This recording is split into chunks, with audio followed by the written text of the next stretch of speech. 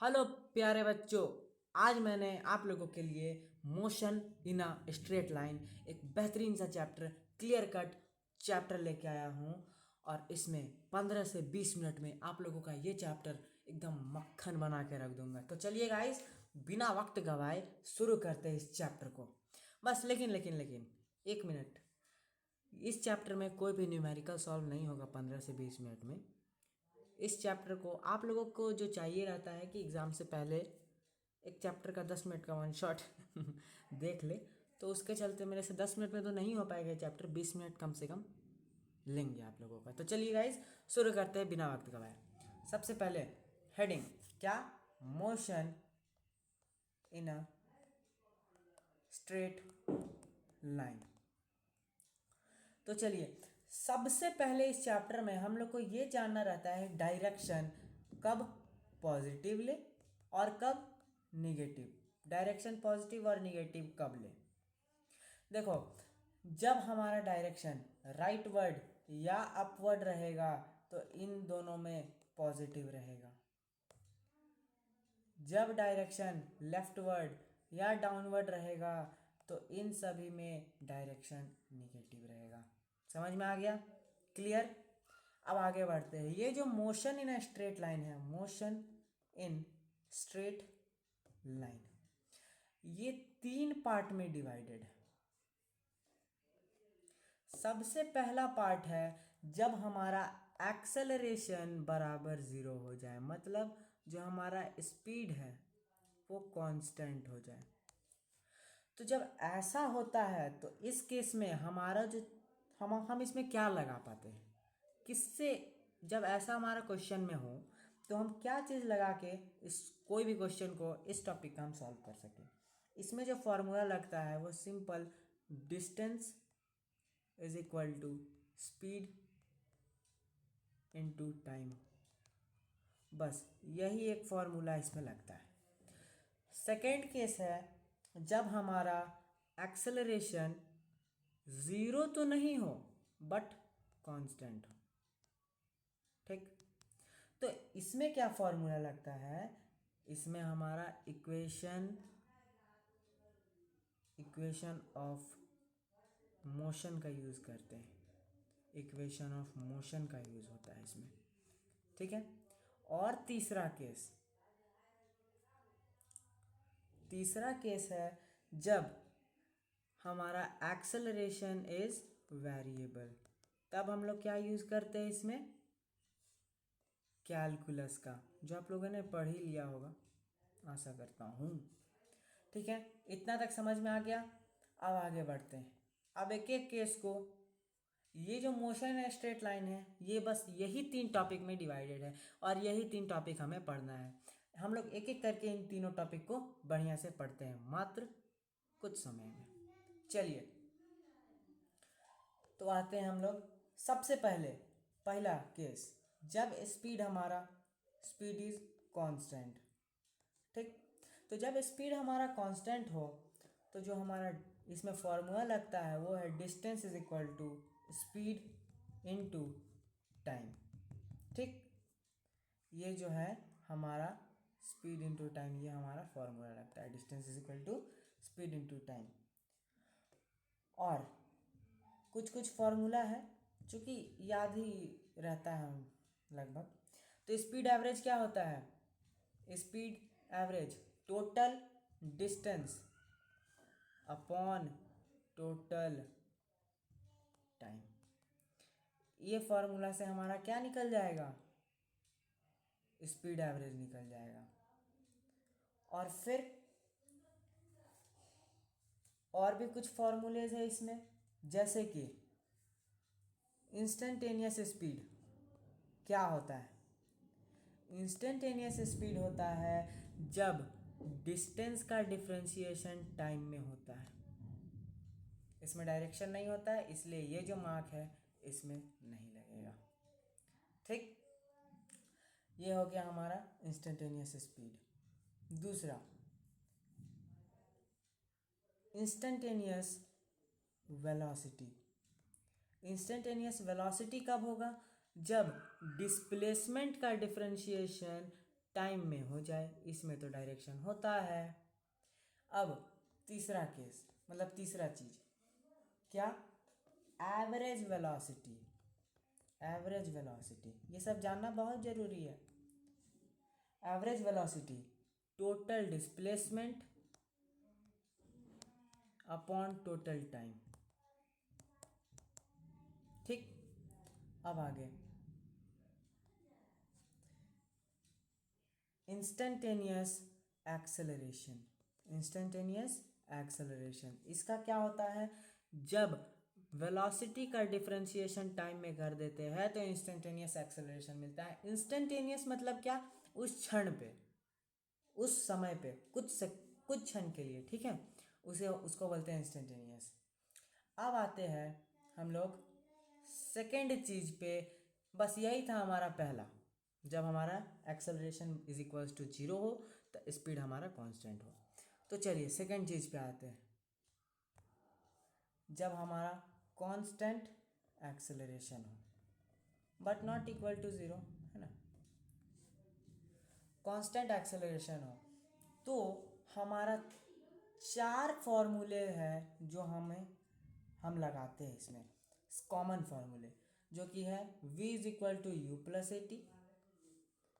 दूसरा है displacement is equal to u t plus half a t square.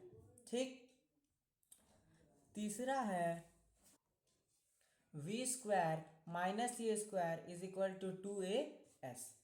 चौथा क्या होगा, चौथा एनसीईआरटी अगर स्कूल बेस्ड है तो चौथा का कोई यूज़ नहीं है, पर जेईई में इसका इंपॉर्टेंस है। डिस्प्लेसमेंट इन nth सेकेंड क्या होगा, u plus a by two n minus one. ठीक, ये चारों फॉर्मूला है जो कि इम्पोर्टेंट है। अब इसी में एक टॉपिक और है जो कि है motion under gravity. Under gravity, चलिए मोशन अंडर ग्रेविटी में क्या बोलता है कि जब ग्राउंड टू ग्राउंड, जब हमारा मान लो पहले देखो, मान लो यहाँ पे एक स्टोन है, हम इसको ऊपर फेंक दिए, ऐसे ऐसे गया, ऐसे आ गया, यहाँ पे इस पॉइंट पे इसका जो वेलोसिटी है 0 होगा। कुछ इनिशियल वेलोसिटी से फेंका गया, कुछ हाइट भी अटेन किया होगा, और यहाँ जाने में कुछ टाइम भी लगा होगा। टाइम, जाने का टाइम, इस पॉइंट तक पहुँचने का जो टाइम है इसको बोलते हैं टाइम ऑफ एसेंट, जिसका फॉर्मूला होता है u/g।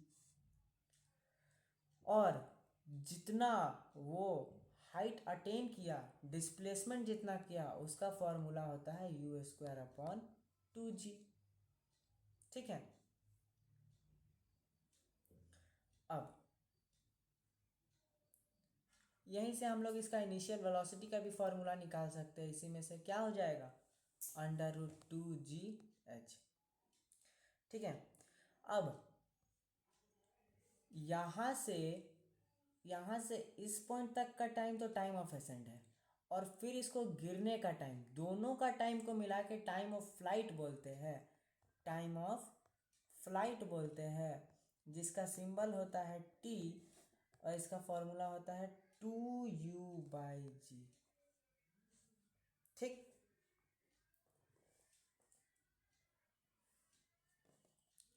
अब दूसरा फंडा देखिए इसी में, जब ये पार्टिकल है एक, मान लीजिए इसको जब हम ऊपर फेंके, यहाँ गया और वापस आके गिर गया। ठीक, अब इस पॉइंट पे इसका वेलोसिटी क्या रहा होगा, 0 रहा होगा। तो यहाँ से ये गिरने लगा, हम एक लाइन खींच दिए, अब हम इस पॉइंट को कंसिडर कर रहे हैं। अब इस पॉइंट तक ये पार्टिकल आएगा, तो ये उस समय इसका यहाँ पे वेलोसिटी कितना होगा इस पॉइंट पे, और ये हाइट कितना अटेन किया होगा इतना में। ठीक है, इतना में, इसका जो वेलोसिटी होगा वो होगा g इंटू टी, और जो हाइट अटेन किया होगा वो होगा हाफ gt स्क्वायर।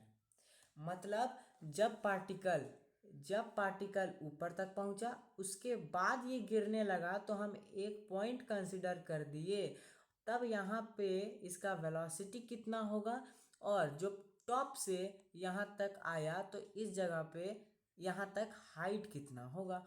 तो वही तो हम दोनों बता दिए आपको, वेलोसिटी और हाइट। याद रखिएगा, बड़ा ही इंपॉर्टेंट फंडा है भैया, आप नहीं याद करिएगा दूसरे याद करेंगे। चलिए आगे बढ़ते हैं। और भी एक चीज है इसमें, अगर if a particle is dropped, अगर पार्टिकल को ड्रॉप कर दिया जाए, ठीक, अगर पार्टिकल को ड्रॉप कर दे, मान लो यहां से हम कोई पार्टिकल को ड्रॉप कर दिए तो ये ऐसे आएगा, तो इस जगह पे इसका कोई वेलोसिटी होगा, कुछ हाइट से हम फेंके होंगे, यहाँ इनिशियल वेलोसिटी 0 होगा, तो ऊपर से नीचे आने तक का टाइम कितना लगा होगा, ये लगा होगा √2h/g, और जब नीचे गिरा तो उस क्षण पे उसका वेलोसिटी कितना होगा 2gh। याद रखिएगा, जब भी कोई बोले कि कहीं कुछ हाइट से हम लोग पार्टिकल को ड्रॉप कर दिए, तो ड्रॉप किए तो इनिशियल वेलोसिटी 0 हो गया, तब बोला जब वो अर्थ पे गिरा, धरती पे गिरा, तब उसका वेलोसिटी कितना होगा √2gh, और ऊपर से नीचे आने में टाइम कितना लगा 2h/g। अब last but not the least, third case, जब हमारा वेरिएबल एक्सेलरेशन जब हमारा वेरिएबल एक्सेलरेशन होता है तो उसका हमारा 3 सिचुएशंस होता है। आशा करता हूँ आप लोगों को डिफरेंशिएशन आता ही होगा, है ना। तो 3 सिचुएशन है। पहला मानते हैं जब एक्सेलरेशन हमारा फंक्शन ऑफ टाइम में दिया, टाइम के फंक्शन में अगर जब हमारा एक्सेलरेशन दिया रहे तो जो एक्सेलरेशन को निकालने का तरीका dv/dt, ठीक, टाइम के फंक्शन में दिया हो तो। सेकेंड, जब एक्सेलरेशन हमारा वेलोसिटी के फंक्शन में दिया हो, तो ये इंपॉर्टेंट केस है, तो हमारा आइदर एक्सेलरेशन बराबर dv/dt और एक्सेलरेशन बराबर v/ds। याद रखिएगा।